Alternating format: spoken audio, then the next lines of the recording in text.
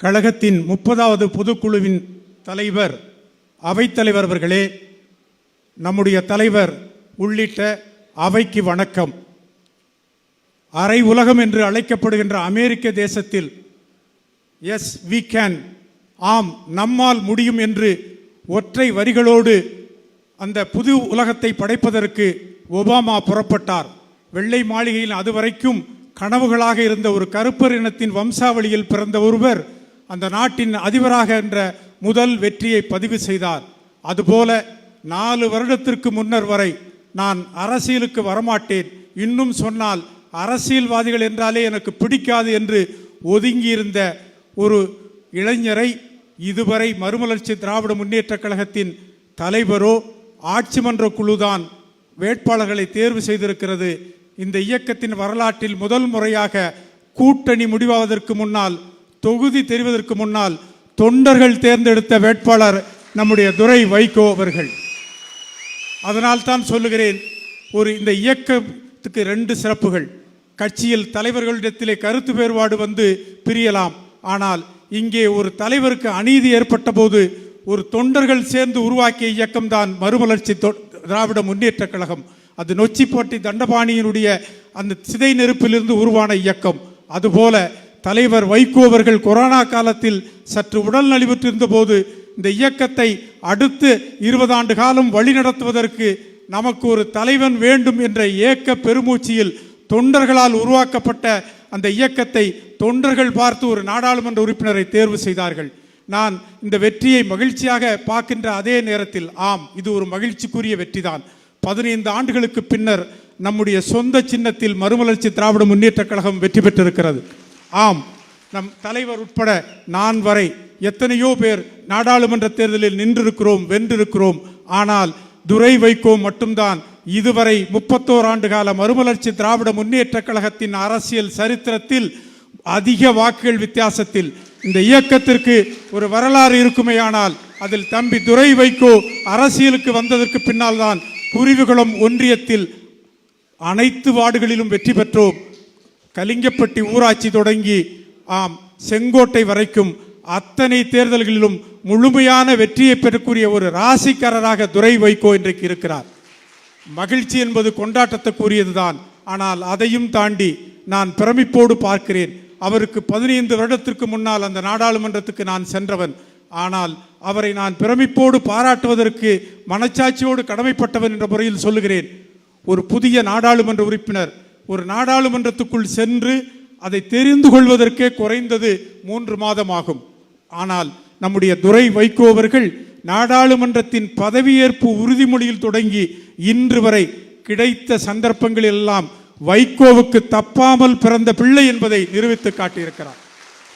அந்த உரைகளை நீங்கள் கூர்ந்து நோக்கினால் 3 கூறுகள் தென்படும்.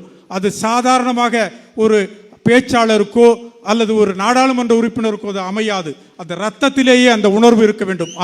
அந்த பேச்சிலே நீங்கள் பார்த்தால் திராவிட இயக்கத்தினுடைய அடிப்படை கொள்கைகளை விட்டு கொடுக்காமல், தமிழ்நாட்டின் தாய் தமிழ்நாட்டின் உரிமைகளை விட்டு கொடுக்காமல், தன்னை நாடாளுமன்றத்துக்கு தேர்ந்தெடுத்த திருச்சி தொகுதியினுடைய மக்கள் நலனை விட்டு கொடுக்காமல், இந்த 3 கூறுகளை உள்ளடக்கி தனக்கு கிடைத்த 5 நிமிட நேரத்தில் அற்புதமாக ஆங்கிலம் என்பது ஒரு மேடையிலே வீசுகின்ற மெல்லிய பூங்காற்றை போன்ற மொழி. ஆனால் அதிலே ஒரு ஆக்ரோஷத்தையும் வைராக்கியத்தையும் வரவழைத்து இன்றைக்கு நாடாளுமன்றத்தில் ஒரு ஒற்றை உறுப்பினர், ஒட்டுமொத்த சபையும் இவர் யார் என்று திரும்பி பார்க்க வைத்திருக்கின்ற தம்பி துரை வைகோ அவர்களை தேர்ந்தெடுத்த மக்களுக்கு நன்றி. எங்கள் சில நேரங்களில் சாதாரண நிகழ்வுகள் கூட நமக்கு சௌரியமாகி போய்விடும். தலைவர் அவர் செல்லுகின்ற போது துரை வைகோவாக சென்றார். வைகோவின் மகனாக சென்றார். அவர் டெல்லியிலிருந்து திரும்பி வரும்போது வைகோவின் மகனாக இல்லை, திருச்சி நாடாளுமன்ற உறுப்பினராக வெற்றிகரமாக திரும்பி வருவார். இந்த நேரத்திலே நான் ஒரு செய்தியை ஔவைய பிராட்டியிடத்திலிருந்து இரவல் வாங்கி சொல்கிறேன். நேசானை காணாவிடத்திலும் ஆசானை அவ்விடத்திலும் வேலையாளை வினையின் முடிவிலும் பாராட்ட வேண்டும் என்று சொல்வார்கள். அப்படி என்றால் நம்முடைய கூட்டணி தலைவர்களை அவர்கள் இல்லாத இந்த மேடையில் இருந்து மனதார பாராட்டுகிறோம். சென்னைக்கு வெளியிலே ஒரு தொகுதி உறுதியாக இந்த அணி ஜெயிக்கும் என்ற தொகுதியை தம்பி துரை வைகோ அவர்களுக்கு கொடுத்த திராவிட முன்னேற்ற கழக தலைமை உட்பட அந்த வெற்றிக்கு பாடுபட்ட அனைவருக்கும் நன்றி.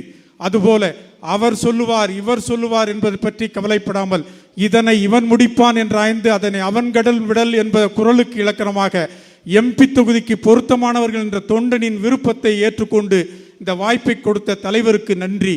அதுபோல தமிழ்நாட்டின் மூலை முடுக்கிலெல்லாம் வந்து முகம் காட்டாமல் 30 நாட்கள் உழைத்த உங்கள் அனைவருக்கும் நன்றி.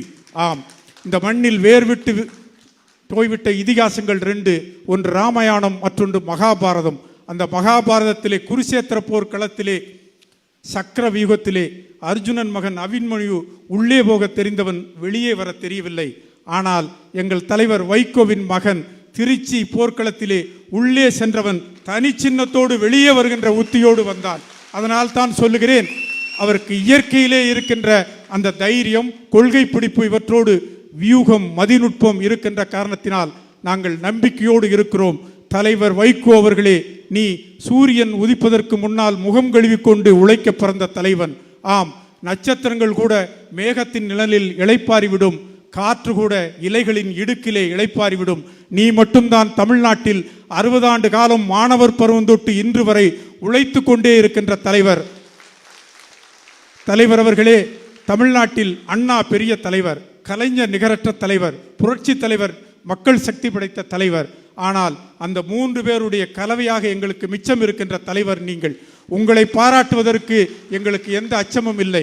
எங்கள் பலமே நீங்கள்தான். ஆம், ஒரு கரிசல் காட்டில் கண் விழிக்காத கிராமத்தில் பிறந்து டெல்லி பட்டினத்தில் மட்டுமல்ல உலகத் தமிழர்கள் மத்தியிலும் அண்ணா இளம் வயதிலே பதவி நீண்ட நாள் இல்லாமல் மறைந்து போய்விட்டார். அவருடைய ஆங்கில புலமை டெல்லியிலே பேசப்பட்டது. கலைஞர் நிகரற்ற உழைப்பாளி, புரட்சி தலைவர், மனிதநேயத்துக்கு சொந்தக்காரர். இந்த 3ஐயும் எப்படி தொல்காப்பியன் தமிழுக்கு இலக்கணம் அமைத்தாரோ, எப்படி காடுவெல் ஒப்பிலக்கணம் அமைத்தாரோ, அதுபோல திராவிட இயக்கத்தின் ஒரு இலக்கண வரலாறு உருவாக்கப்படுமானால் எங்கள் தலைவர் வைகோ தான் திராவிட இயக்கத்தின் இலக்கணம் என்கின்ற வரலாற்றுக்கு சொந்தக்காரர்கள் நாம். இத்தனை பெருமைகளையும் இத்தனை தகுதிகளையும் இவ்வளவு உழைப்பும் இருந்தும் உரிய இடத்துக்கு சென்றோம் என்றால் என்னை பொறுத்தவரை இல்லை. இனியும் கண்ணு கட்டிய தூரம் வரை சென்ட் ஜார்ஜ் கோட்டையோ அல்லது பெரிய பதவியோ கிடைக்கும் என்று சொன்னால் நான் மேடை நாகரிகத்துக்கு பேசிவிட்டு செல்ல விரும்பவில்லை. அதுவும் நாம் தொட்டுவிடும் தூரத்தில் இல்லை, மிகுந்த தூரத்தில் இருக்கிறது. நாம் என்ன செய்ய போகிறோம்? துரை வைகோவின் வெற்றி தந்திருக்கின்ற மகிழ்ச்சி, நாடாளுமன்ற உறுப்பினராக அவர் பணியாற்றுகின்ற நம்பிக்கை, நம் தலைவருடைய உழைப்பு, தியாகம், இத்தனையும் வைத்துக்கொண்டு இந்த இயக்கத்தை என்ன செய்ய போகிறோம்? எனக்கு ஒரு ஆசை இருக்கிறது. நான் பெரிய கனவுகளோடு இல்லை. இந்த இயக்கம் தலைவர் நன்றாக இருக்கின்ற போதே அங்கீகரிக்கப்பட்ட இயக்கம் மறுமலர்ச்சி திராவிட முன்னேற்ற கழகம் என்கிற நிலைமை வர வேண்டும். யார் யாரோ கட்சி நடத்துகிறார்கள், 4 வார்த்தை பேச தெரிந்தவர்கள் தலைவராக இருக்கிறார்கள்.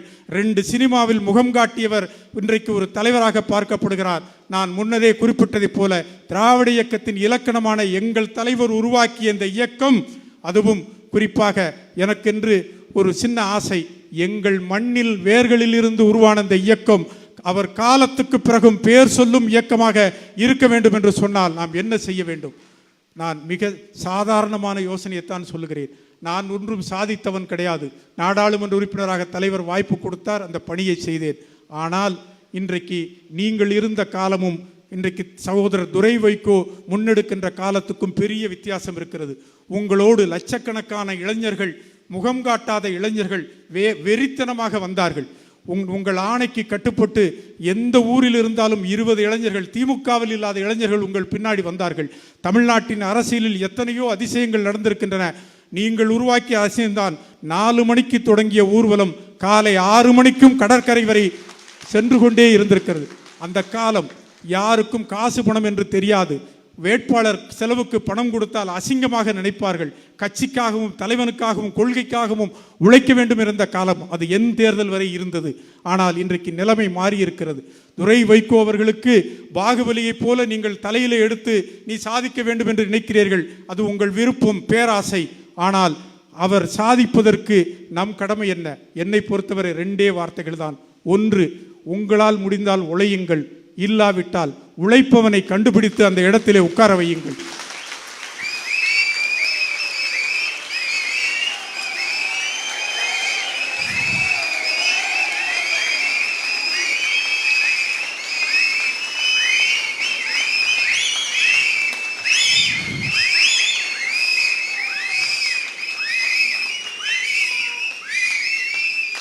அன்றைக்கு கால்சட்டை பருவத்தில் வந்தவர்கள் இன்றைக்கு நடுப்பருவத்தில் இருந்திருக்கிறீர்கள். அன்றைக்கு 25 வயது 30 வந்தவர்கள் 60 தொட்டுக்கொண்டு இருக்கிறோம். இன்னொரு தலைமுறை உருவாக வேண்டும். ஆனால் அரசியல் ஆர்வம் யாருக்கும் இல்லை. இது கணிப்பொறி யுகம். அவர்கள் திசை மாறி சென்று விட்டார்கள் என்று சொல்ல மாட்டேன். அவர்களுக்கென்று ஒரு பாதையிலே செல்ல தொடங்கி விட்டார்கள். இது கடினமான பணி.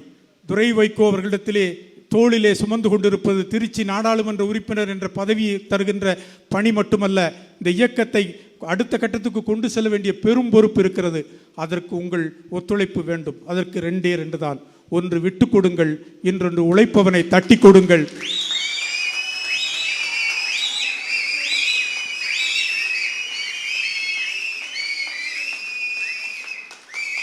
தலைவா, நீ வீரிய சக்தி கொண்ட தலைவன், ஆனால் கூரிய புத்திமதி கொண்ட தலைவன், ஆனால் காரிய சித்தி என்று வரும்போது உணர்ச்சி வசப்படக்கூடிய தலைவன். தம்பி துரை வைகோ உங்களை விட உங்களை பார்த்து வளர்ந்தவர்தான். அவரிடத்திலே மதியுகம் இருக்கிறது. ஈஸியா டாஸ்க் மாஸ்டர். அதனால் நம்பிக்கையோடு செல்வோம். நாளை உள்ளாட்சி தேர்தலாகட்டும், சட்டமன்ற தேர்தலாகட்டும், மறுமலர்ச்சி திமுக அங்கீகாரம் பெற்றது, வென்றது. தலைவர் வைகோவின் புகழை சட்டமன்றத்திலே எங்கள் தம்பிகள் எதிரொலித்தார்கள் என்கிற காலம் வரும். வாழ்க வைகோ, வெல்க மறுமலர்ச்சி திராவிட முன்னேற்ற கழகம். நன்றி, வணக்கம்.